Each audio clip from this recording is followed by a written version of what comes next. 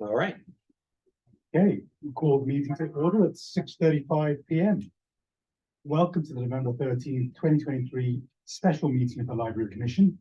This is a hybrid meeting with commissioners, city staff, and members of the public participating in person at the Menlo Park Library in accordance with public health guidelines for in-person meetings and the public participating remotely. We'll start with a roll call. We have 4 commissioners in person here today and 1 remote. So we'll run through the commissioners in person first.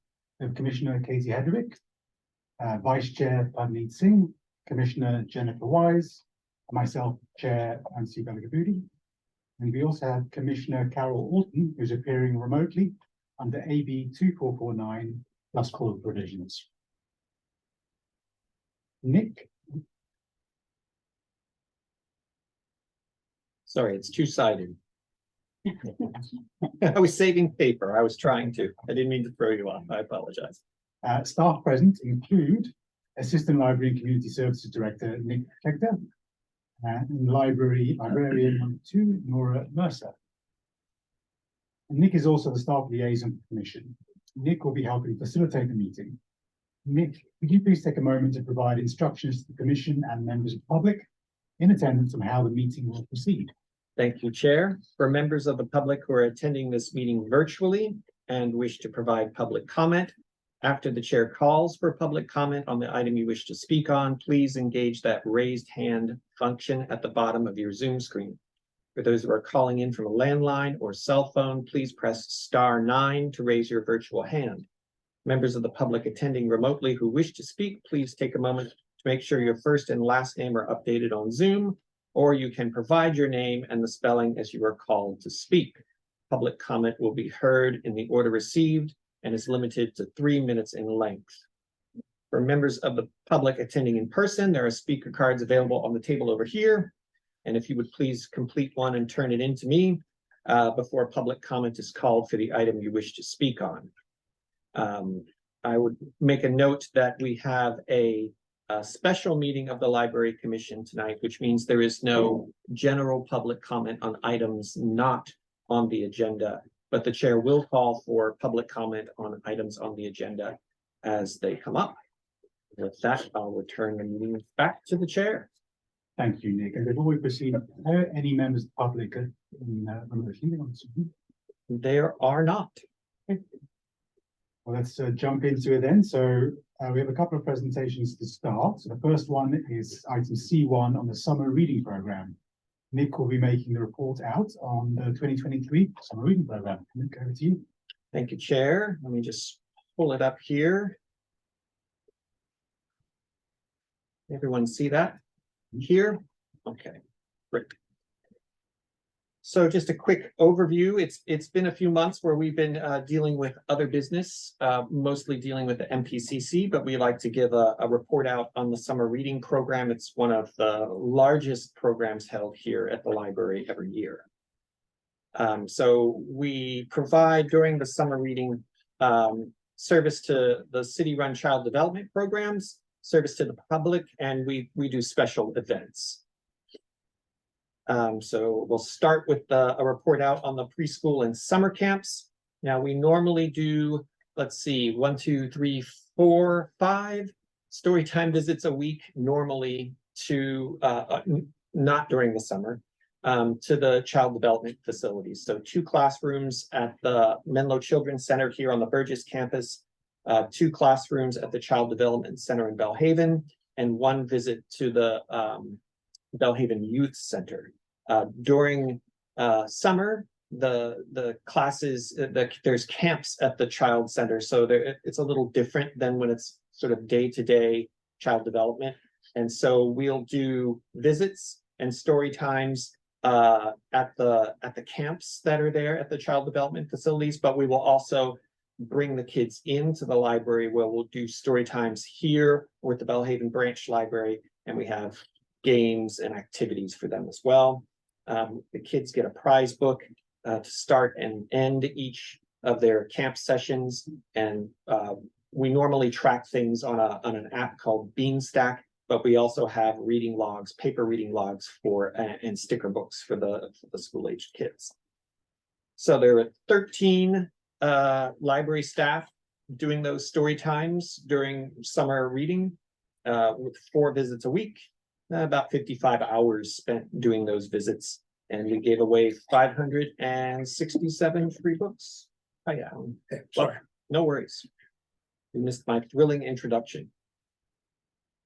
So the summer reading game, I was talking about that app, the Beanstack website and app, where we track participation, and readers can sort of play bingo by reading books or completing various different activities. Lots of prizes, free book for signing up, another free book and a raffle ticket for completing your bingo card. And we had 12 different themed prize baskets, which were kind of cool. The librarians had a lot of fun with those, all ages events. Some of the event highlights, we had outdoor events in place of our Thursday morning story times, a puppetry festival, visits from animal handlers and different musical guests. The summer reading kickoff party, we had ice cream and crafts, and we're helping people sign up. We had a big themed library adventure scavenger hunt in the middle there, which was a lot of fun. And then we had a finale party here with carnival games and a lot of pizza. Be surprised how much pizza people can eat. Here's some photos from some of those events. The puppetry festival here, events at the branch. There's Nora directing people, some animals. I think that's the library crew there in the upper right corner with a suspicious, very suspicious bearded gentleman on the right-hand side. Keep an eye out for that guy. Just some stats, 1,700 books given away. You know, about 3 times as many kids books as adult and teen books. We had more than 1,200 people sign up on the Beanstack app, and more than 1/3 of those folks actually played all the way through the summer event. We had a lot of attendees for our special events. They were, I think this summer, people were feeling a lot more comfortable about coming back and doing congregate events, and they were kind of hungry for them. So we had really great draw for those. Bean Stats, that's the library equivalent of a dad joke, about our participation. So we had 81 participants who signed up at the Belhaven branch, which is an increase over previous years. You can see the stats there of our enrollment over time, 2021 being an all virtual summer reading program that we did during the shelter in place. So we did better than last year, and that was good. When it says participation, help me out there. Why are there, I guess the enrollment and enrollment is sign up, participation is completed any of the activities. Got you. And then completion is completion. So a 32% rate of completion, which is, you know, given all of the things that are going on in people's lives, not too shabby. Here's some breakdown by age group in case you're interested. These stats will be also in the minutes for the meeting in case you'd like to look at them, peruse them later. And with that, I will stop sharing my screen and if you have, well, I think we should do public comment first, and then we'll go from there. So at this time, if you would like to make a public comment on this item, the presentation on the summer reading program, notify the staff liaison by using that raise hand feature at the bottom of your Zoom screen. If you're here in person, you can wave your arms. If you're dialing in, you can use *9 to engage that raise hand function. Seeing no comments online, none here in person, sadly, for my riveting presentation. Now for library commission discussion. Questions? I have a question. How did all the stats that you just showed us compare with what your projections were? I mean, were you satisfied with this turnout, and in terms of the materials that you purchased and everything, how did that play out? I think we did really well. I mean, the expectation, you kind of never know. There's so much to do in the Bay Area, in Menlo Park during the summer, that I think we kind of never know how it's going to go. I think we decided that buying and giving away new books for kids and adults was a really great way to go. So that was very successful, and we'll continue doing that. Before, we had gotten new books for kids, but for adults, we were like pulling things from Friends of the Library donations. But people got really excited of, like, you know, new best-selling books that they could get. It was, I think, a real draw for people. So that's a winner. I think the events were really great. We had a lot of fun, and it seemed like the several hundred people who came to all of those had a lot of fun. Like I said, I think people were really kind of hungry for those congregate events again. Just looking at that arc of those participation over time, I think, you know, the lockdown period is only a couple of years in the past. So I think that's still pretty much front of mind for all of us. So we were very pleased to get 1,300 participants. That's really pretty good for us here. We'll try to build on it next year. It's, you know, participation isn't the only statistic. You know, there's a lot of qualitative comments and notes that we get from the public that are very gratifying, but I think participation is a good kind of baseline stat. And I had two follow-up questions, if you don't mind. No, no. I mean, it's just interesting to me because I participated in, I really loved it, and I came to a few of the events, as I think some of you did, and they were so well intended. But the statistics you showed 2021, 2022, 2023, how did this compare to what your stats were like in, say, 2019?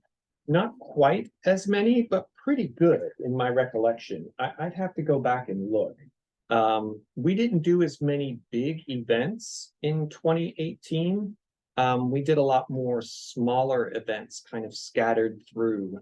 We did do the Summer Puppetry Festival, but we didn't have these big sort of kickoff finale, and that library adventure was the weird role-playing choose your own adventure kind of thing. I shouldn't say weird. It was really fun.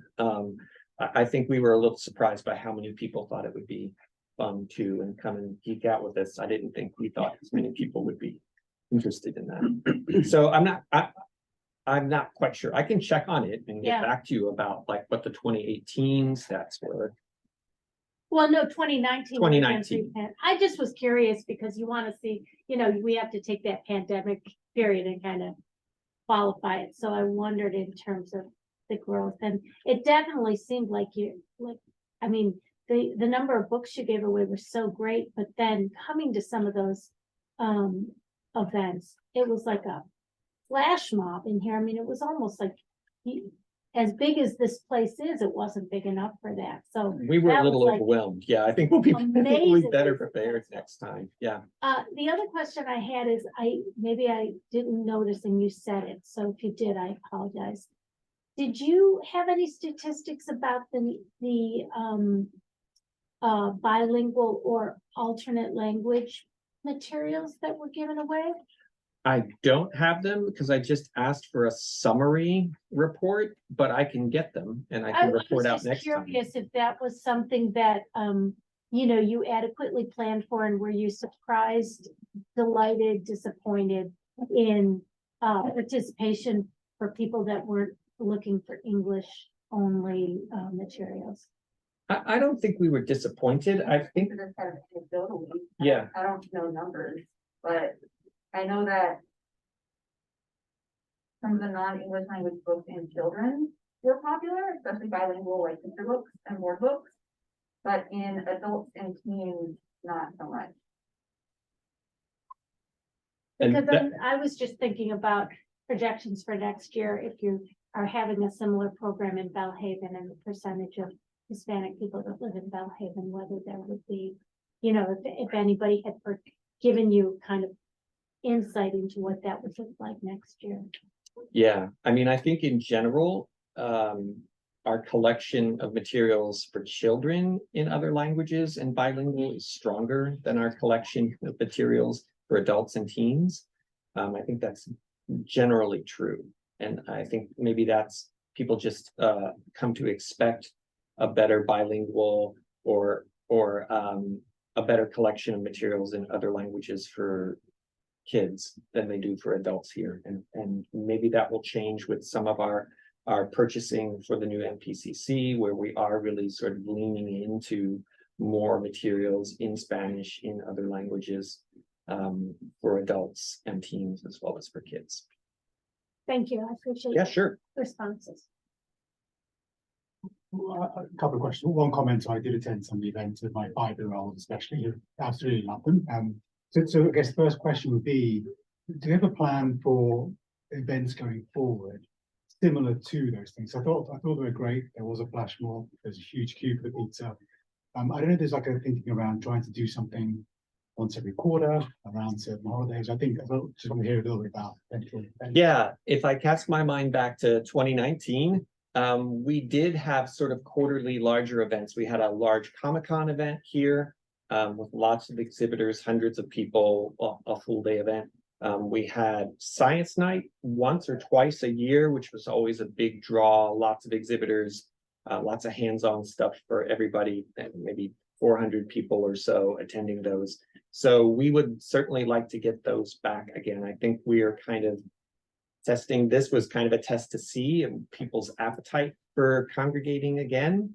And the results were pretty good. We're certainly going to want to show off all of the wonderful new things at our new facility. So I can expect that we will have some of those larger events there next year.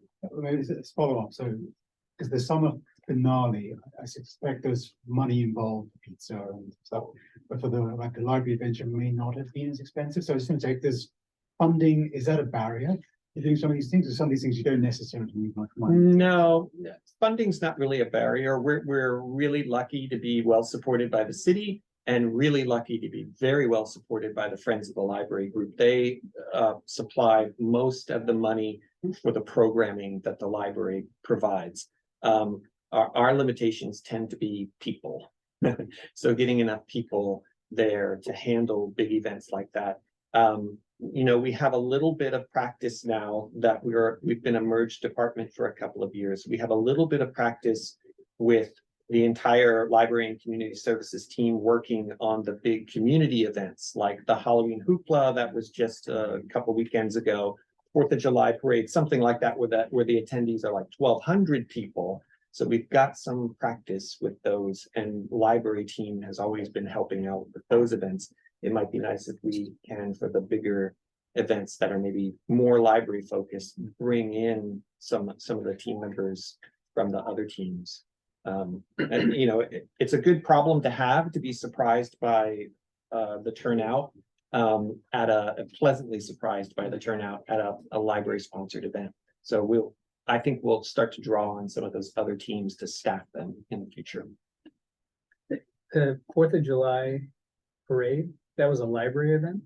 Library and community services. Yeah. So it used to be just community services would hold that event. And of course, it's not just community services or even library and community service. Public Works is heavily involved. The police department is heavily involved with anything with traffic and street closures.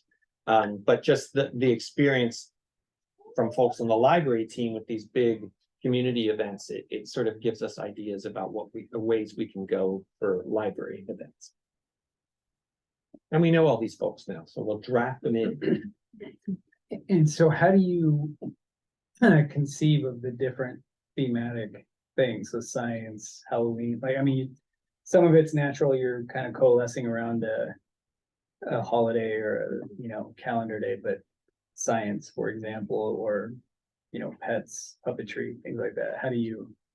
Well, we've got our senior program assistant, John Weaver, is instrumental in that, but the library team spends a lot of time thinking about what kinds of events to hold.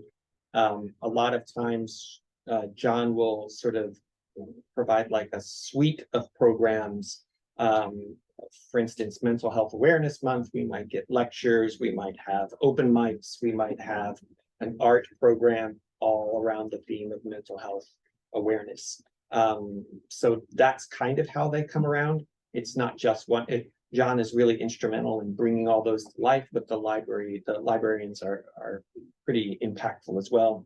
And then for things like teen events, we rely on the teens to sort of give us some ideas about what kind of events they want to do. So one more question. I don't know if it's a question or comment. So if I understood it, of the 1, 2, 3, 3 participants, 81. I just want to kind of call that out again. As we were planning, were we already conscious of that? Did we try new things in the Belhaven Library and Branch Library, which may or may not have worked? I just want to hear about that. And then secondly, are we going forward? Are we relying on the fact there's going to be a new facility and some new excitement around that, or there are incremental things we need to do for future events in the Belhaven? I don't think we're ever pleased that we don't get as many neighborhood residents coming to events at the branch, though I think there is some change going on there. We're getting a lot of folks who are showing up at both the main and the branch library for events recently. There was a magician at the Belhaven Branch Library, and John was telling me that he recognized people who had been to events at the main library, and that wasn't necessarily the case in the past. I think we got like 50 or 60 people for the magician last Sunday. So part of the struggle, we've struggled for a long time in trying to get more participation at that branch library. It's really been hard for a number of reasons.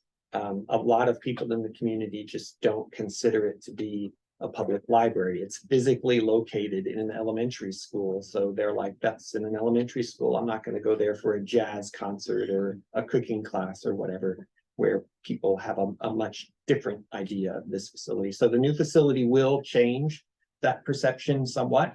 The fact that there's like 4 different things going on there besides library services will help with a lot of people just dropping in. At the current branch library, there isn't much going on there outside of school hours, at school and the Child Development Center across the street. But when those two are out, there's not a lot of foot traffic through that plaza. There's not a lot of people just dropping in to do other things in that building. So I don't know if that answers your question. No, it does. I think so when the new center opens, it's not just the new center, and there's things we can talk about the program, you know, what would it take? One comment though is, because I'm doing some volunteering through Ravenswood and Belhaven, and I asked the 5th grade teacher, how often do you go to the Belhaven Branch Library? So to your point, it's during elementary hours, that's when they should go. She said they don't, because they have to fill out field trip policies and get parental things, because it's going to public space. So the unfortunate thing is they're not doing it. People don't go there otherwise. There's not much you can. It's hard to fix it for the next few months, but it is unfortunate that even the elementary school aren't using it. Yeah, it's really, and we've had better sort of school participation at the branch library in the past, but the administration at the school has churned, and it's been difficult to sort of build those relationships repeatedly over time. So yeah, that's disappointing to hear that they would have to fill out a field trip form to go to a library on their site, which is, it's kind of kills the whole idea of collaboration. Oh, well, okay. Thanks. Any other questions, comments? Then we can move perhaps to item C2 on new collections, and Nora's going to be making a brief report. Thanks, Nora. Pull up the. Yes. My slides, please. I didn't bother to print out any notes. As this is going to be pretty brief, pretty general overview of a couple of new collections that we are adding to the library and that we're pretty excited about. Video games and local authors. Go ahead, next slide. So I'll be talking mostly about our video game collection. And here's a little bit of background about it to start us off. It was originally formed by our former teen librarian, Lee Zell, who unfortunately went on to other things in her life For fortunate reasons. For good reasons. Yes. And so I've inherited it from her. It was started for a number of reasons, mostly based on patron feedback, something that our teen advisory group had expressed interest in. We also received a couple of purchase requests leading up to this from the general public. And we've also seen pretty regularly that our patrons do request video games from other libraries in PLS that hold them. The Burlingame libraries have video games for some years now, and we see them coming in on our hold shelf. So obviously, our people want them. Our collection rolled out on September 1st, and there were 71 items in the collection at that time. There's 87 today, so we're still buying stuff, it's still growing. Of those 87 items, we have 52 different titles, so different individual games, including 14 that are not held by any other PLS libraries. So we are putting new things out there on the market for people, and including some of those popular titles you see there, Pokemon, Mario, Sonic, as well as some lesser known titles and even a handful of independent games. Everything in our collection is currently rated E for everyone or T for teen. We are not at this time buying anything rated M for mature. And I don't think that we are planning to anytime in the near future. It just makes it a little easier to police, to make sure that at least while people are still getting used to the concept of checking out video games from the library, that they're not letting their children check out Call of Duty and Mortal Kombat. And we're buying at the moment for 3 different consoles. These are the 3 that are the most recent on the market: the Xbox X, PlayStation 5, and Nintendo Switch. All of our video games check out for 3 weeks, and they do not allow renewals. This is because they're high demand items. There's holds on pretty much every title in the system, ones that we own, ones that we don't own, from all across PLS. So they're very high demand. And so we just decided that for now, at least, you get them for 3 weeks. We've seen a total of 205 checkouts, which averages down to about 2.5 checkouts per item, and that's just in 2 months. So that's pretty good. They're all that proves that our no renewals is maybe the right move for now. And about 50% of the collection is what we call quick picks, which are those items that don't allow holds or renewals. Now, none of our video games allow renewals, but these ones don't allow holds. So they won't be sent off to other libraries.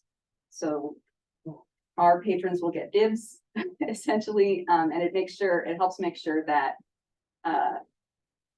there's always going to be something on the shelf for people who walk in. And the other thing I'm going to talk about very, very briefly is our upcoming local author collection, because I know you're going to talk about it in a little more detail later down the agenda. This is something that we came up with because we frequently get contacted by authors asking, how can I get my book in your library?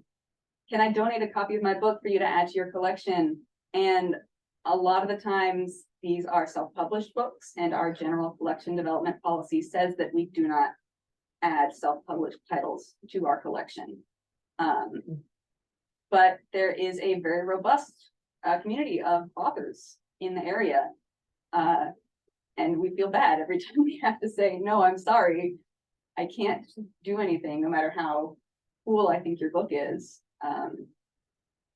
So this is going to be a special collection that breaks that rule, but also includes some professionally published titles. Here's photos of 3 covers of books that we've already bought to be added to this collection. So you'll see there's really famous stuff like The Martian and a picture book by Stephen Curry, as well as some lesser known stuff, and for all age groups. So hopefully we're going to get that off the ground really soon, and we're really excited about it. And that's it. Nick, do we have any public comment?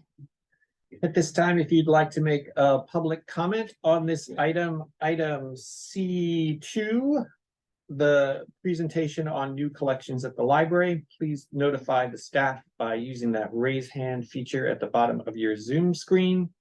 If you're dialing in, use *9 to engage that raise hand function. If you're here in the library, just wave your arms and we'll let you talk. I see no comment in person and no comment online. So back to you, Chair. Thanks, Nick. Yes, just a question, because I think this is great, to be honest with you. So are you planning at some point, if there's enough interest in local authors, to see if they would, do events here, right? I mean, We have had at least one event in the past. We had a local author fair. I don't remember when that was. We've had a couple of local We've had author a couple of fairs. local author fairs and they were well attended and the authors were always really excited. I think we had 14, 15 authors. Yeah. At the last one that we had, and they were pretty well attended. yeah, I mean, So- it might be nice to think about doing another one of those. Mhm. Even in the spring. And we've got all sorts of famous folks, not just in the community, but at Stanford. Yeah. On the faculty there that like are award-winning big hoop-de-doo, because I've gone to some author things at friends' homes and it's kind of impressive that they're here. So I think it'd be kind of nice. I mean, it's one of the draws. Also, it draws attention to the fact that we're gonna have a collection now specific to Mhm. to authors that are from here. Interesting. Well, that's great. I think it's a great suggestion. Can I ask you one more question about the video game? Yeah. So just out of curiosity, is it the same like 5 people renting out all the videos? Because I know I'm a voracious Mhm. music grabber. But do you think it's a reasonable distribution or that relative to the collection that there's enough word out there about it? That's the reason I'm think- asking. I think, so I don't know who's checking out the games, because we Yeah, you just, don't have that information except what's checked out right now, but, I know that I looked at the holds, like the ratio of holds on these titles of general, everybody else in PLS versus our patrons. Right. And the ratio is pretty low. But I think our patrons aren't quite used to the fact that this is a thing that's on offer yet. right, well, that's why I was Yeah. asking actually, because I was wondering if, just like the new local author Mhm. section, this would be a great opportunity Yeah. to educate the community that these are things that are now available. Yeah, I will say that having looked at the statistics, I don't think I can quote any numbers for you off the top of my head, but the items that are quick picks, those items that don't go out on holds to other libraries are currently the items that are circulating the best. So the ones that you have to come into the library and see them on the shelf are the ones that are getting picked up more often. And now this could partly be because those ones that are going out other places are spending 3 days in transit and then a week on the hold shelf or Right. however long, but that says to me that the people who are coming here are definitely interested. Yeah, I mean, can I make one more comment? Sort Yes. of comment / question. So at some point, 9 months, 12 months into this, it might be interesting to take a look at what impact people coming into the library to rent videos is having on the use of wider scope of materials here in the library. Because sometimes just getting people to come into the library, if yeah. it's, let's say, young people that wouldn't normally browse the shelves or that kind of thing, it'd be interesting to sort of take a look at it. Because I'd be willing to make a bet that you're gonna see a trend. Mhm. And that would be, I think, very powerful stuff to take a look at. Because I think it speaks to perhaps an approach that may be more widely advantageous for the community in general. Anyway, just a thought, Yeah. good thought. but this is great. This is great. Question. So I'm not too familiar with video games, but so it sounds like you have to have like a console that you Yes. play. So does the patron have to have their own console or do you check those out as well? At the moment, we are only checking out the games themselves, so the physical cartridge or disc. Yeah, And they have to have their own console at Okay. home. Yeah. just curious. Thanks. And even that is, a little bit, we went back and forth a little bit about that, but as of yet, there's no way that we can subscribe to a service that would allow our customers to download games and play them, because that's the way a lot of people get their games now. You download them through a service like Steam or the Nintendo or the PlayStation Shop. Right. I suspect that eventually we'll get that kind of service, the same way that we have Right. downloadable books and, Audiobooks. and audiobooks and movies and music now, that will be coming eventually. Yeah, I wouldn't be surprised if that came into existence at some point in the future. Yeah. Yeah, and just to expand on what Jennifer was just saying. I think if we make the community aware of the fact that we're now putting this stuff on the shelves and there's a lot of interest in it. Just like we engender a lot of interest in book donations. Mhm. I can't imagine that in a wealthy community like ours, that there aren't people whose kids went off to college or graduated Mhm. who have a Nintendo sitting on the shelf that they would love to donate. Yeah. And wouldn't it be nice if we could have some loaners, to your point, here in the library? And also donation of games, because I think what Yeah. happens sometimes is people play the games for a while. And I know in our house, they're sitting in the basement on a shelf somewhere. Yeah. Yeah, Speaking as someone who's used the video game collection, both other libraries once before we had them here and then ours, now that we have it. Video games are like $60 these days. Or more. If Yeah. if there's a game that you're only gonna play through like one time. If you can get it from the library, I'd rather get it from the library. right, or see if you're interested enough. that Yeah, you or if you're wanna- not sure if you wanna wanna have it. lay down this much money for something.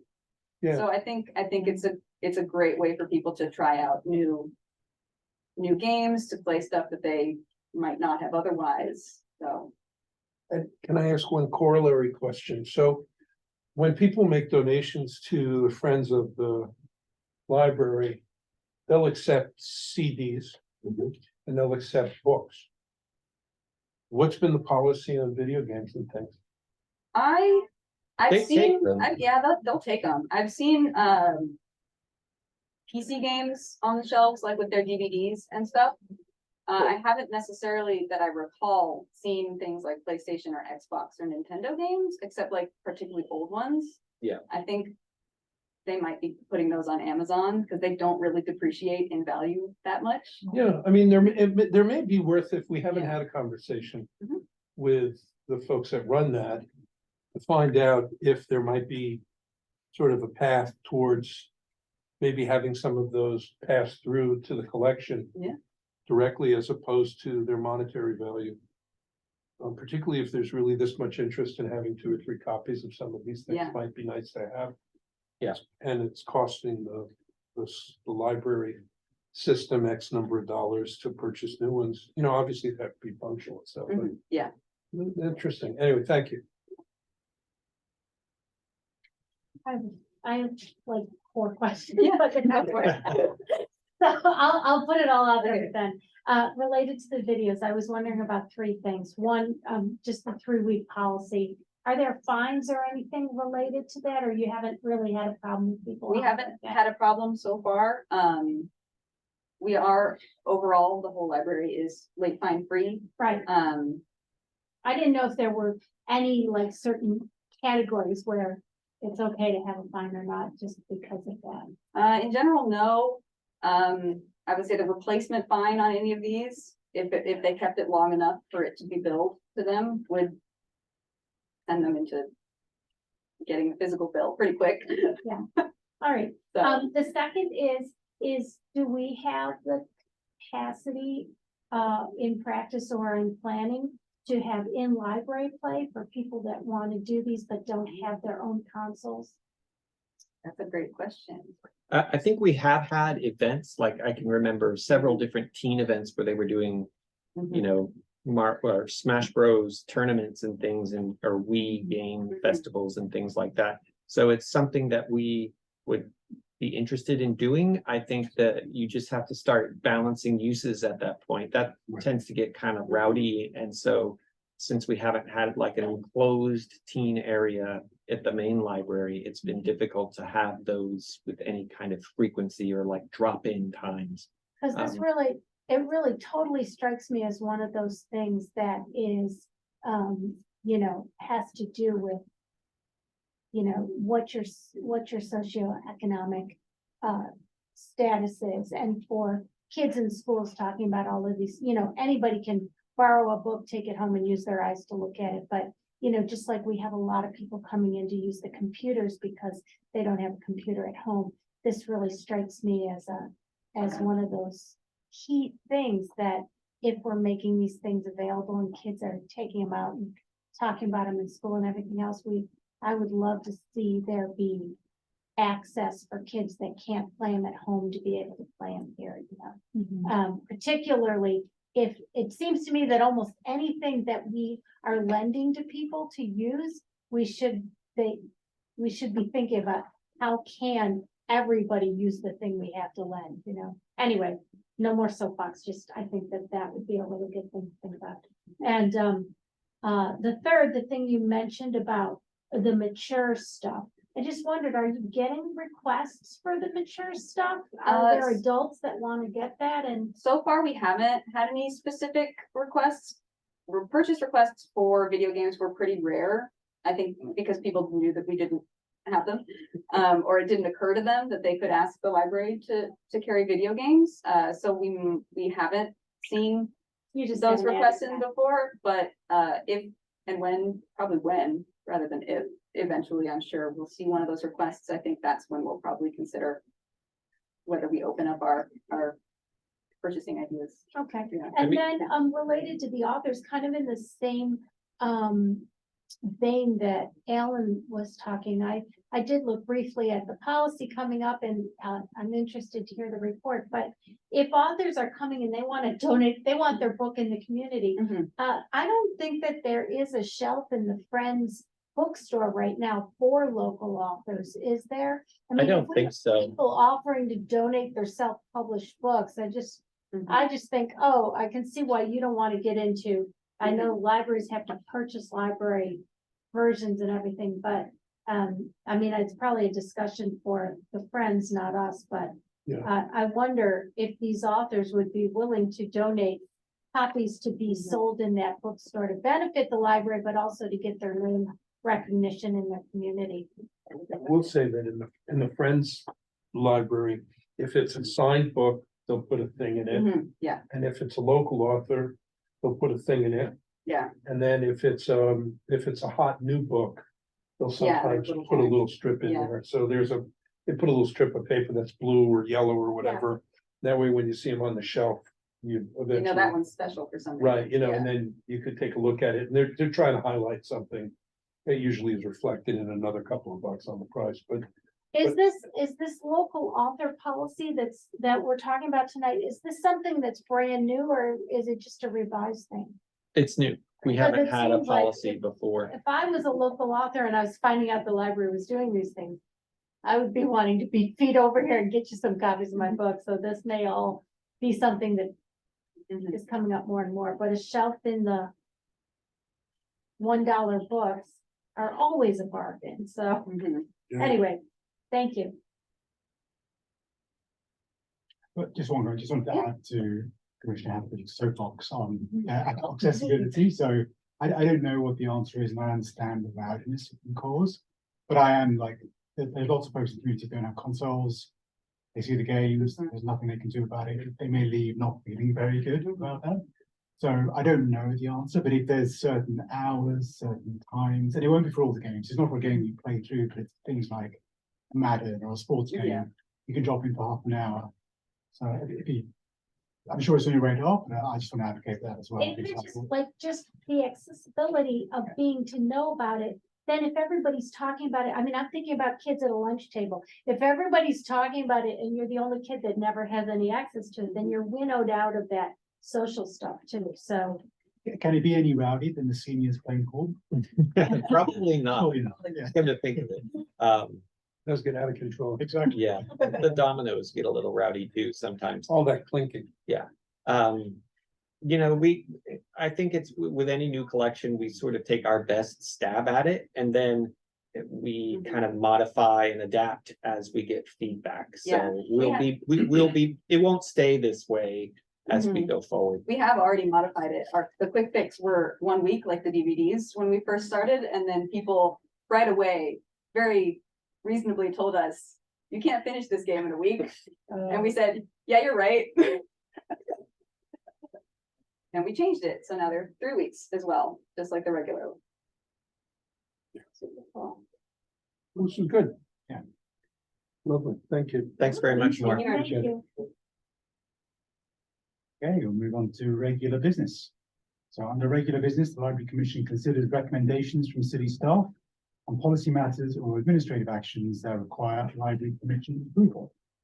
The first item D1 is to approve the minutes from the August 21, 2023 and meeting and the September 18th special joint meeting as well. So Nick, do we have any public comments on this item? At this time, if you'd like to make a public comment on item D1, the approval of the minutes from the August 21st, 2023 Library Commission meeting and the September 18th special joint meeting with the Parks and Rec Commission, please use that raise hand feature at the bottom of your Zoom screen. If you're dialing in, use *9 to engage the raise hand feature. Here, fill out a comment card and bring it up. Seeing no comments online or in person. Any questions or discussion? Okay, then the commission would like to make a motion to approve the minutes. I'll make a motion to approve both of the meeting minutes. Someone like to second? Okay, yeah. Thank you, Commissioner Wise. Appreciate it. Okay, All right, we're gonna have a roll call vote on the approval of the minutes from the August 21st, 2023 Library Commission meeting and the September 18th, 2023 joint meeting with the Parks and Rec Commission. Commissioner Cohen, how do you vote? Approve? Commissioner Hadrovich, how do you vote? Approved. Commissioner Orton, how do you vote? Approve. Thank you. Vice Chair Singh, how do you vote? Approve. Commissioner Wise, how do you vote? Approved. And Chair Singh, I'm sorry, Chair Veligapudi, how do you vote? approved. The motion passes unanimously. Thank you. Excuse me, Chair, when will we be approving the minutes from the October 25th meeting at some point? We will, absolutely, because there were so many public comments that have to be kind of reconciled and typed in. It's actually just kind of a function of getting all of those things together for the joint meeting. Oh, got it. No. Yeah, rush. I that just they wondered. will come. Okay. Yeah, it's just Vibrant meeting. sort of on the practical, and it takes a while for us to kind of, for staff to crunch them all together. Alan missed it, so he has to read through the minutes. Well, he also needs to watch. They are available on the He website. owes to us watch. 3 hours. Okay. Move to item D2, the local author collection policy, we just touched on, so Nick, quite a brief introduction, is there anything more to say? Just, let me pull up the staff report here. Just to let you know, as Nora had stated earlier, we do get from time to time, local authors coming in and saying, hey, I would really love it if you could get my book on your shelves. I'm a local author. And we haven't had a specific policy in place beyond our collection development policy. And our collection development policy was actually sort of a hindrance to having local authors bring their books in, because a lot of books, especially by first-time authors or early career authors, may not be published by a major publishing house, which was sort of the way that libraries, the book is reviewed in library-specific journals, or it's reviewed in the wider press. But that doesn't mean that necessarily it's of greater value than things that are self-published. The publishing industry is changing anyway, especially with the advent of ebooks, where people can self-publish relatively cheaply with an electronic book. So we thought we needed to take a look at this. And what we did was look at a lot of other libraries to see what their policies were regarding that, and tried to pick sort of what we thought would work best for us and our community. So the idea is to have a collection of local authors' works available here in the library. It'll be distinct in the beginning. It will be a separate collection, so it's not interfiled with the other collections. And that way people can come and both look for items that are written by local authors, but also local authors can come and see their works there. For now, we are asking local authors to donate a copy of their work for inclusion in the collection.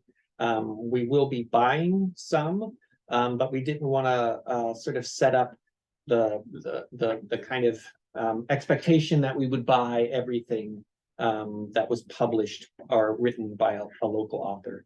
We get into the weeds a little bit in the policy about who we mean when we mean local, and when we mean local, we mean within the boundaries of the city of Menlo Park. We're not going to take things from non-residents. We're not going to take things that are primarily scholarly and not general interest works. So your doctoral thesis is probably not going to end up on the shelf here in the local author collection. And we don't want to take things that are like not physically able to circulate. Not so many items like that, but things like spiral binding will just fall apart really. A couple of trips through the book drop and they're done. So we're not going to collect those. And then we kind of lay out how you do it. We have a form that we're going to have people fill out when they submit their local author selection. And then the librarians will process them and get them out on the shelf. Like I said, we haven't had a policy for this before, so this is our first and best effort at developing such a policy. I'm sure we'll probably see what happens and make adjustments if they're warranted. I'm well believe that there might be a reason for us to change or make adjustments to this policy after we roll it out and see what the interest is in the local author community. So, Nick, do we have any public comments on the item? At this time, if you would like to make a public comment on item D2, the local author collection policy, please use that raise hand function at the bottom of your Zoom screen. If you're dialing in, you can use *9 to engage the raise hand function. And if you are here in person, fill out a comment card and make it known that you would like to make a comment. Seeing none online or in person, back to you, Chair. So if I could just ask one question on the policy. Absolutely. So, I guess what I'm wondering is if, so right now we'll accept something that's in the form of a book, Correct. but not an ebook. Correct, because we don't right now have a way to accept an electronic book. Okay. All right, And then have it available for library users to borrow. Now, I do not doubt that such a method will come in the future. We have sort of a collection of ebooks that we buy with the Peninsula Library System, but we do also have smaller collections, sort of an additional collection that we buy just for Menlo Park users. In addition, we have a service that is sort of like interlibrary lending of ebooks. So we share our collection of ebooks with a lot of other libraries who subscribe to this service. Yeah. And so you have a larger collection available to users. So I would be very interested in such a service if there was one that would allow us to sort of add on and make those things available. Like I said, I think there are a fair number of first-time authors publish electronic books because it's So cool. much The more economics. cost-effective than publishing even 500 or 1,000 physical books. Yeah, I mean, that's what I was asking. So, okay, interesting. It'll be interesting to see if the community becomes aware of this change in policy and a number of folks who are self-published or early publishers don't necessarily have a lot of hardcover books, but actually have it electronic. Be interesting. I mean, you'll probably collect when you get inquiries, you'll collect that data. It'd be interesting to see what the breakdown is, and it may end up spurning a change in policy. But Yeah. Yeah, that's great. Thank you. When do you expect this change to go into effect? As soon as the library commission recommends the policy to us, then we'll get started. So, Yeah. Was this a plan? so We're on record. we'd like to share the policy changes with the commission and get your eyes on it and your feedback, because you guys have good feedback for us. So, but we're ready to go now. We've got stickers, we've got shelf space ready, and we have been sort of started off so that we don't start off with an empty shelf. We have been actually purchasing some books that were written locally as a way to kind of seed it and get some interest going. Did you have any plans for kind of a community event, a celebration launch of this so that it becomes something that the whole community is aware of and can participate in an event? I think we will. Yeah, I think we'll probably try to see what kind of traction we get first from local authors. We have had a number of local authors appear at local author fairs that we've had over the past few years. So we'll reach out to those folks to try to get them to donate copies.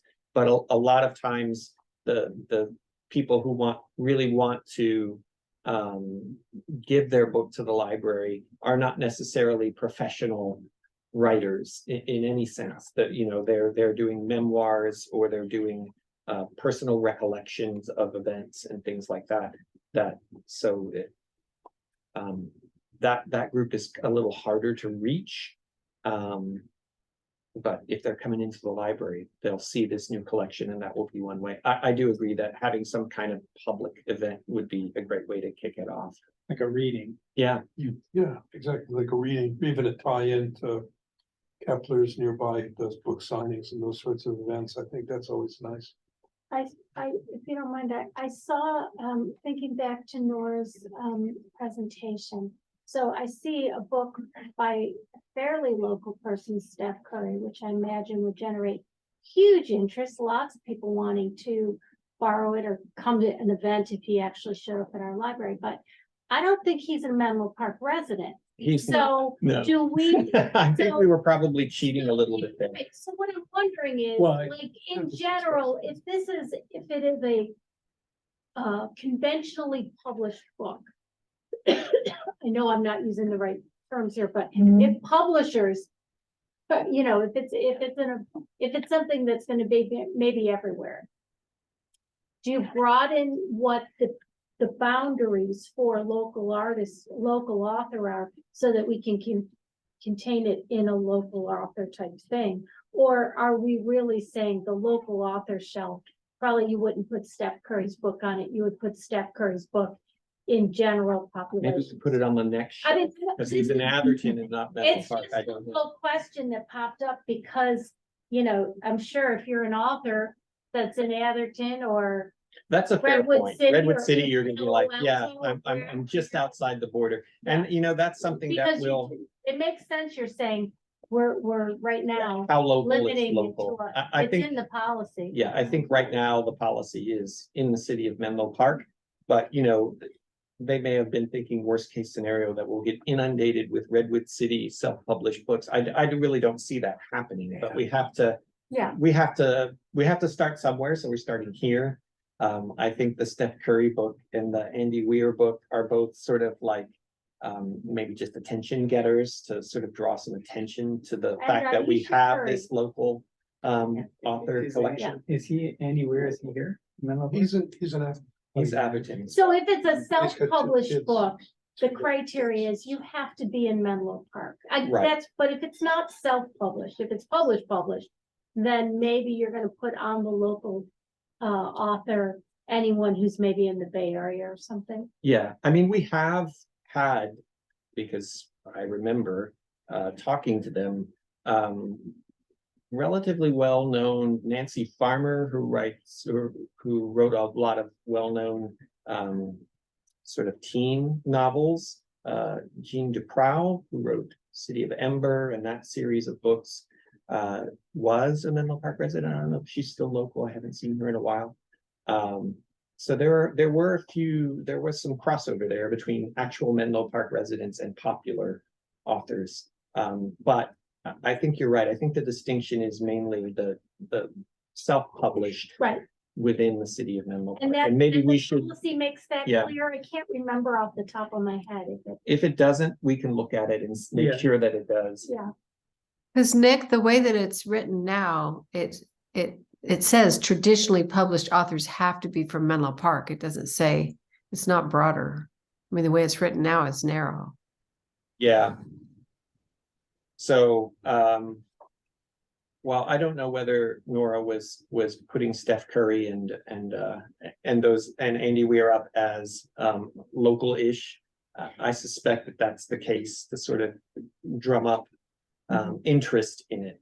But we can take a look at it. Like I said, we take our first best attempt at writing these policies, and then we offer them to you for your feedback. And the public will certainly give us feedback once we roll out the collection. I don't know. I think maybe the line we're trying to walk, or the things we're trying to balance, is interest in the collection and not being overwhelmed with self-published books. If we draw the circle too wide, like how many books are we going to get? How much real estate is it going to take up, and how much use will that be, and interest will there be in that collection of self-published books? So those are the kind of factors we were considering when we were coming up with the policy. So again, this is Carol, but one comment is, if you do include Steph Curry and that other author who are Atherton residents, then that sets a precedent, and other authors are going to say, well, wait a second, why don't you make an exception for me? I'm thinking of this because I know an author who has a traditionally published book, and she's an Atherton resident whose kids went through all the schools in Menlo Park. So there is a lot of crossover in our community, and her book is on the shelves at the Atherton Library. But if I go on Menlo Park's site, I can find it and have it transferred. Just saying, I know it's a little more fuzzy. Just wonder. Yeah, well, I mean, the policy as written says you have to be in. So maybe we snuff our dream of drawing people in with Steph Curry's book and just go and just keep to the policy as it's written right now, and then we can see how it goes from there. Yeah, I think so. I think that if you're going to write it that to be that narrow, that we should be consistent and not use authors from other parts. Unless there's a shelf that says local-ish. Yeah, Well, exactly. yeah, we could get away with that with some signage, right? An adjacent shelf that says Right. local-ish authors. I like that idea. Yeah. And given the fact, and unless there are any other questions, given the fact it's still relatively narrow, and we can adjust it going forward, the commission would like to make a motion to approve or to recommend this. Awesome. Yeah, I'd be happy to make a motion to approve this. Someone like to second? I'll second, the only question I would ask is, are you thinking at all that you wanted to change the wording and bring it back to us another time, or are you feeling I think we're okay with this as it is for now, and we can see how it goes. And we bring back policy changes, policy updates to the Library Commission all the time. So we're not shy about that. If I take it back to the team and bring your comments and observations back to them, and they're like, oh, hang on, we got to change that policy, we'll bring it back. In that case, I'm happy to second. All right. Sorry, I'm making some notes here. In that case, let's proceed to a roll call vote to recommend the local author policy. Commissioner Cohen, how do you vote? In favor. Commissioner Hadrovich, how do you vote? In favor. Commissioner Orton, how do you vote? In favor. Vice Chair Singh, how do you vote? Approve. Commissioner Wise, how do you vote? And Chair Veligapudi, how do you vote? Approved. And the motion passes unanimously. Thank you very much. And we can move to informational items. Informational items are transmitted to the Library Commission in staff's effort to provide an update on matters of importance to the Commission.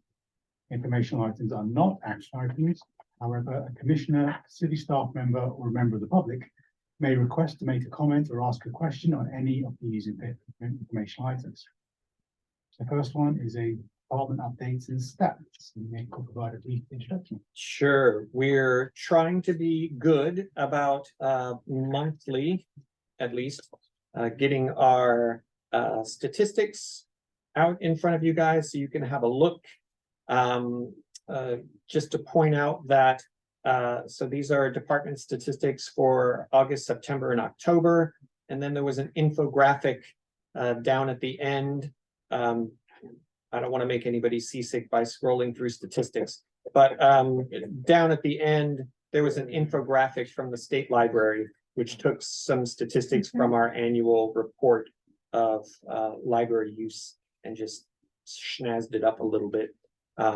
So happy to show you more or answer any questions that you might have on this item. Did they get public comment or? Oh, yes. Oh, you're right. Nick, do you have a comment? At this time, if you'd like to make a public comment on item E1, the department updates and stats, please notify the staff liaison by using that raise hand feature at the bottom of your Zoom screen. If you're dialing in, you can press *9 to raise the hand. And if you're here in person, you can fill out a comment card and make your intentions known. Seeing no raised hands online and none in person.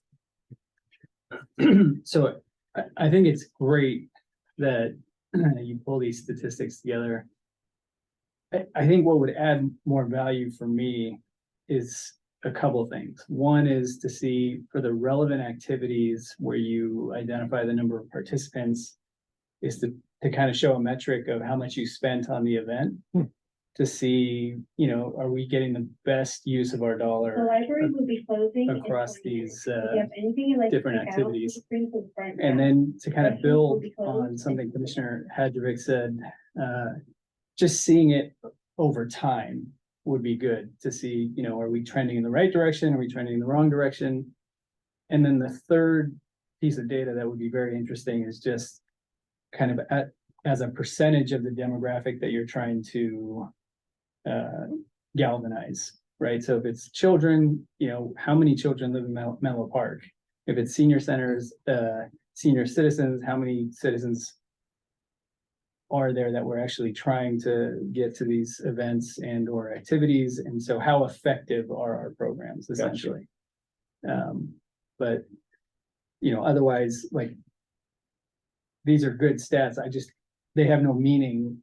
If you don't have anything to compare them to. Exactly. Yep, Yeah. yep. Good point. I think we have to crawl before we can run. So this is our attempt to crawl first, is to gather all these together, and then we can start to have them over time and start to drill down into them and do these other sorts of analyses. But these are very good points. Well, maybe just to add to, I think I tried this a few months ago, maybe Hash with it. Even if you do it over time, how do we know how we compare against other library systems? And it's not to be competitive. And there's very good reasons for differences between ourselves and Palo Alto, which may explain big differences, but it's just useful to see as a comparison. If, for instance, in Palo Alto, however you do it as percentage of demographics, they are twice as many. I'm not saying it is. There may be good reasons for it, but I think it's worth just seeing, not necessarily every month. There's a one-off exercise. I'm guessing library staff do that in some way.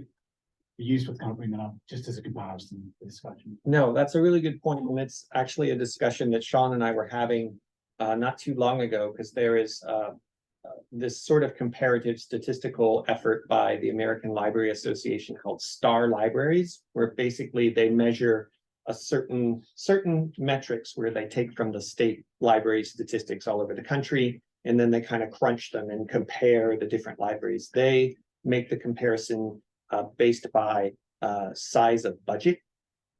So budgets up to a certain level get those libraries get lumped together and compared. So it's relatively easy to look through those statistics, and they're available online, but it makes it a lot better if we can kind of pull them out and make it a little more digestible for you guys so that you can see.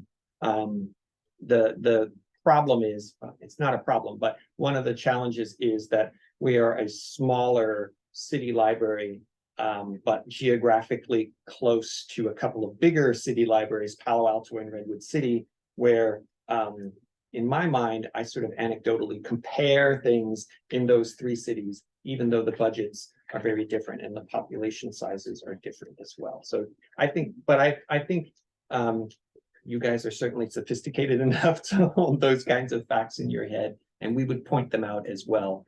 I just don't want to, I don't want people to take it that we're trying to like cherry pick if we're showing the statistics of other libraries with the same sort of budget, which might be elsewhere in the state. So, Yeah, I think that or would the be country. appropriate to find the right peer group. Right. It's not the same as comparing to Palo Alto with many libraries and. But I think it's very useful for us as a staff to look at the services that are being provided in the neighboring communities, because our users move between all of those libraries. So, Also, when I was looking at the numbers, I mean, everything impresses me, so I'm easily impressed, but just seeing the raw data numbers of all this that's coming out of our small library was impressive to me. I think that when you had the staff, it said full-time employees, correct? And it was like Mhm. 13, maybe 13 point something. But I was thinking back to several months ago when we were seeing the presentations related to hiring decisions that city council has to make related to not just the library. And I know that you were talking to us about both part-time, temporary, full-time. And tonight you did a really wonderful presentation at the onset of our meeting related to how the different community services staff is being utilized at events, so that the staffing of all Menlo Park events is changing. And I'm just thinking, well, just like in the past, I'm sure in the future, both our commission and city council are going to be looking at some statistics related to staff and related to budgeting and related to, are we really meeting the needs of the community? And so that, to me, didn't really deliver. yeah, Is it just like it was impossible to say, oh, 13 and a half people are providing all of this? And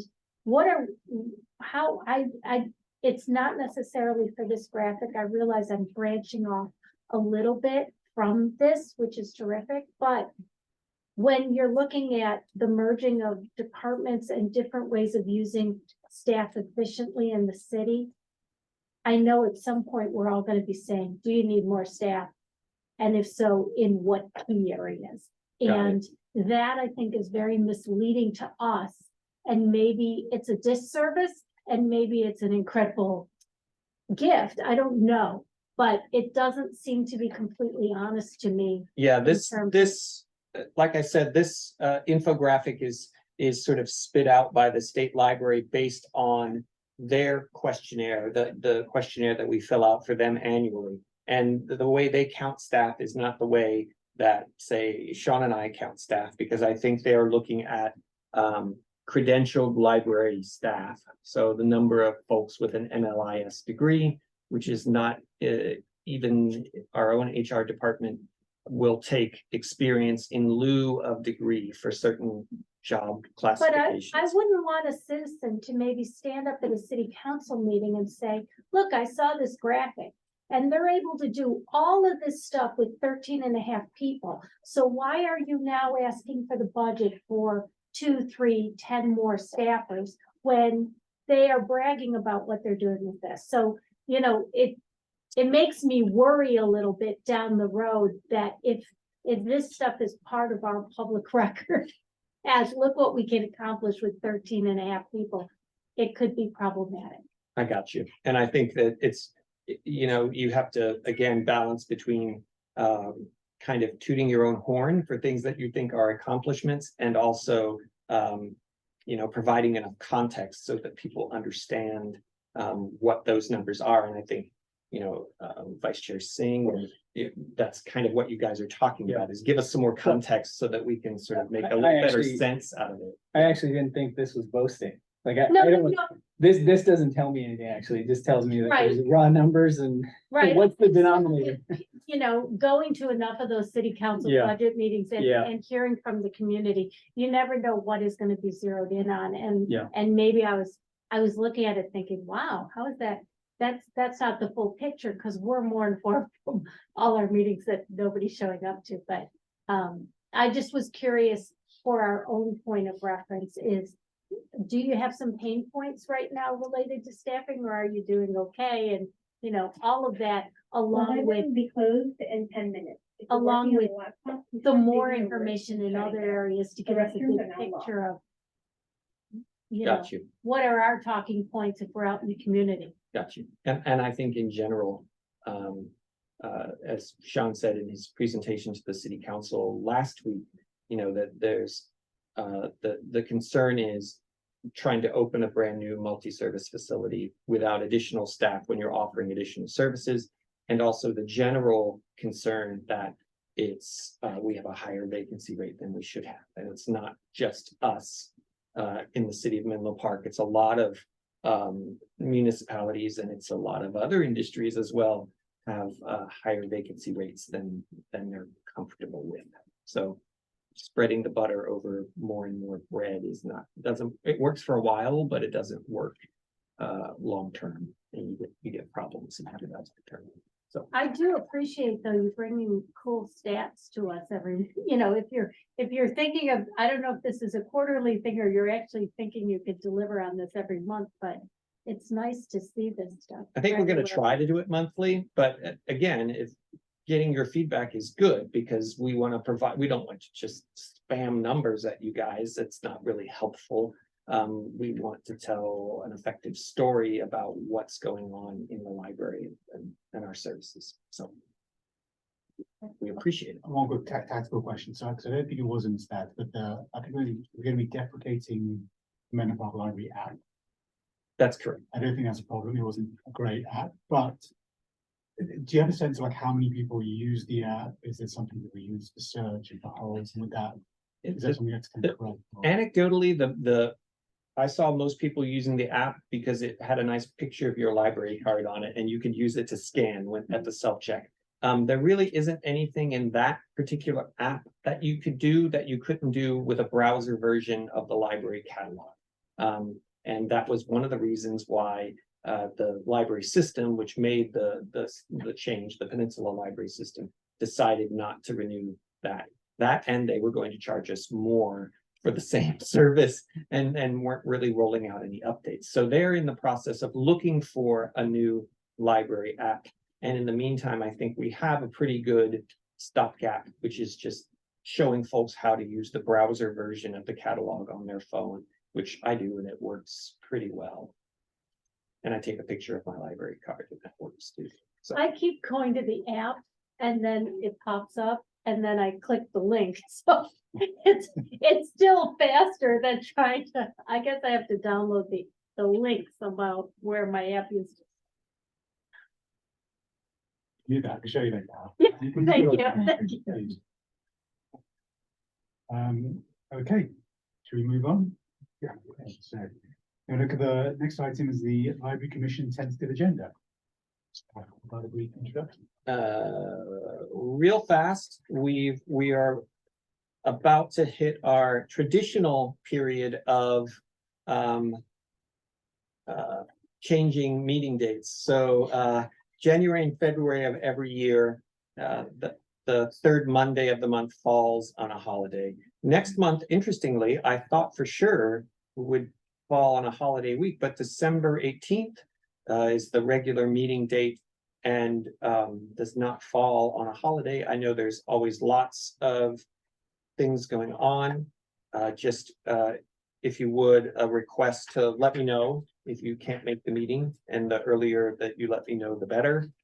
I have heard from the Menlo Park Historical Association that they would like to provide a report out on their recent activities.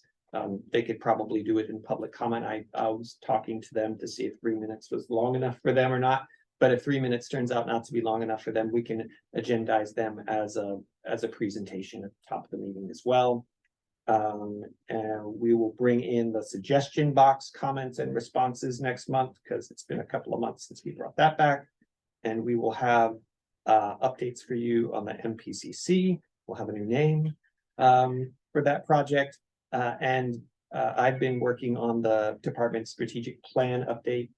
We had the plan was discussed at a department all hands meeting in September. And then our library, our department team leaders, which is sort of our management group, and then the level under the managers is going to be discussing it The tomorrow. library is now closing. So Please exit through the front door. The library that's opens again. all I've got there. We've got Thank you. some programming and other presentations kind of in the parking lot down there. Happy to take down any suggestions for topics in the coming months. We need public comment first. Nick, do we have any public comment? At this time, if anyone would like to make a public comment on item E2, the Library Commission's tentative agenda calendar, please use that raise hand function at the bottom of your Zoom screen. I'm gonna navigate away from the screen share just for a second so I can see if we have commenters. *9 on your phone if you're dialing in.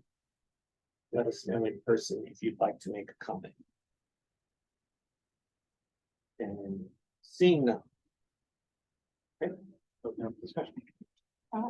I would recommend as a suggestion, I respect that you say perhaps the Historical Society could be within 3 minutes and be public comment, but I know that there seemed to be definitely a feeling of being winnowed out of our respect and regard from them. And so I think that it would be a real nice gesture of goodwill for us to actually invite, if they have asked to accept and have it as a stated portion of our agenda. And they may still keep to 3 minutes, but rather than tell them they have to talk fast enough. I agree. That's not nice to invite people over and go, okay, you got 20 minutes to finish your dinner and then you're out of here. That I agree with you. I think that would be a nice thing to actually put them on the agenda so that they don't feel that time crunch. And I think from my understanding, that it's not like they have, you know, a slide deck of 50 slides or anything. They really just want to keep the I just commission up to date. notice, I must be signed up for their emails. So I just got a notice that either tomorrow or the November 19th, I'm not sure which, but they're having their annual meeting, I think, where they are going to be electing new officers. So they're doing their own housekeeping right now, and they will probably have some new people to present to the community and to us in December. So I'm interested in hearing what they're up to. Yeah. I kind of stick my head in the door down there every once in a while and chat with them a little bit, but it's nice to have that sort of formally. I think, because we had talked about maybe inviting a few groups in the library and then apart. So I don't know if it's gonna be, well, one, if we are open to having more than one group turn up on December 18th, that's something we'd like to do. This could be a holiday thing to do. The caveat being, I may make the meeting a bit longer. So we have to think about it. And the second caveat is it may not be that much. I may not be able to not notice, but hopefully 5 weeks is, but I'd be open to doing that as a holiday thing as well. And I don't know specifically what they're going to update on. Given that we're doing MPCC, there could be something around, just a question around what do they want to get out of the new campus? Just a very targeted piece, as well. Just thoughts they have, reflections, things they want to think about programming. Maybe there's nothing, but just as a way to make it slightly more targeted. That's a nice thing that we can do if it's an agendized item, because then the commission can actually talk about it and ask questions, do a little more back and forth than if they were just providing public comment. we should just, as soon as possible, if everyone knows their plans, for us to invite them all to December, and then we don't have a quorum and we can't move, but is there slightly off topic, but on that, is there plans to have a Friends little bookstore at the Bellhaven branch as well? There's not yet, but we haven't had a Friends bookstore at the branch library as it exists now. So, but we'll see. I've seen lots of different variants where libraries don't have separate rooms for their friends, organizations to cart, or, you know, a few shelves or things like that. There's lots of ways to do that. I don't know if it should be part of the, agenda for another event or not, but I know I've said this enough that you're probably all sick of it, but I do sit on the Library Foundation board. Mainly that began because I was also a library commissioner, and I know that there is value to have a commissioner also be interested and be a part of that. And I will be rolling off this board, or this commission. April, I guess, will be my last meeting. I'm tapping out in terms of timing, so I don't know if we actually need it on the agenda, but I wanna not waste time draw out time tonight, but just have it be something that's a discussion, because if there is someone who would be interested in going on the Library Foundation. Anyway, if they're coming to speak, then maybe following that, we could have a quick discussion of it, but I'd like to just have a moment to kind of go through a little bit more about what the foundation is. Okay. Okay, anything else? Did we decide, would we like to try and invite them December 18th? I mean, is that worth, or do you want to check if we can all make it, you're gonna have quorum, give it a couple of days, and then we can extend the invite? We could, yeah. I mean, I Well- remember in the earlier discussion that the Friends felt a little put upon when we were thinking that we were giving them an opportunity to come and present to us. They thought of it as sort of like, oh, I have to make a presentation and go give it to the Library Commission. So there was a little bit of prickliness there. Can I suggest that if you reach out to them and find out what they want to brief on, Mhm. then we can determine if December is the best time or January is the best time, because if it's, you know, a full array of things that's not necessarily germane to what we're talking about, then it might be best for the following month. But if it's, Yeah. you know, what role do they want to have at the new MPCC, that's relevant to what we're talking about, so yes. Okay, and I think it's also, we don't have to sort of shoehorn in the other support groups if it doesn't time out for some reason. We could say, you know, the Historical Association gave a presentation in December. They're going to give a presentation in December. If you'd like to, just offer that opportunity December is a tricky time. at a for future meeting, because maybe it might not time out for them as well.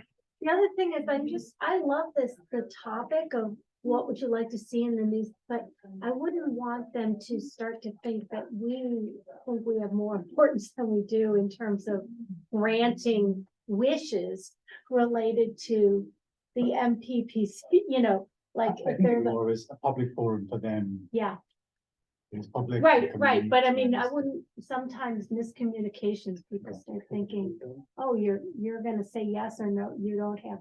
So just making it clear as well. All right. I think I got some good feedback there. Thank you.